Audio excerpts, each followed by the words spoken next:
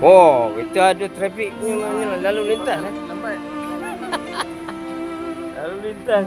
Pengawal lalu lintas kita. Ada pengawal diraja. You lift me up high, you spread my wings and fly me to the sky. I feel so Oh, ini iklan. alive. It's like my soul thrives in your light. Oh, tahun ni istimewa ada pengawal lalu lintas. Ya. Here with me Wan Haji Hassan. all year around. Ramadan, Ramadan, Ramadan. Pemberian bubur lambuk cara drive thru memudahkan para jemaah untuk menerima bubur lambuk kita pada sesi tahun 2026 ni. Terima kasih kepada pihak masjid kerana dan juga para penyumbang kita dapat menyediakan bubur lambuk lagi pada tahun ini. Tahun ni specialnya ada Tuan Haji mengawal lalu lintas.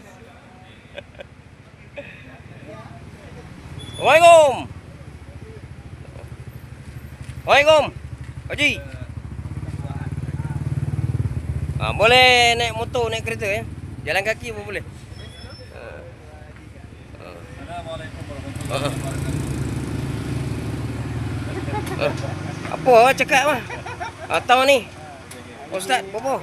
Berapa bubur lambuk kita? Ini Ramadan ke-3. Ni tu TikTok dengan YouTube ni.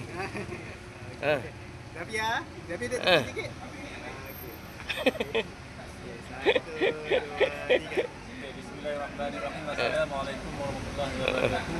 Pada hari ketiga Ramadan 1440 insya-Allah kita di Masjid Al-Hasanah kita mengedarkan bubur lambuk setiap pada hari Sabtu dan hari Ahad. Setiap tahun kita menyediakan bubur lambuk yang akan diadakan kepada jemaah yang bersolat datang solat di Masjid Al-Hasanah. Berapa anggaran dia? Anggaran bubur lambuk yang diedarkan pada setiap hari lah. Anggaran kita menyediakan sebanyak 5 periuk yang anggarkan sebanyak lebih kurang 2000 pack yang kita adakan kepada jemaah insya-Allah. Mana ini hasil sumbangan daripada para jemaah juga lah Ya, ini kami berterima kasih banyak kepada para jemaah yang sudi menyumbang untuk menjayakan program bubur lambuk Hasanah ini. Okey, terima kasih Tuan Bilal. Okey. Cik Zahir. Lagi satu YouTube.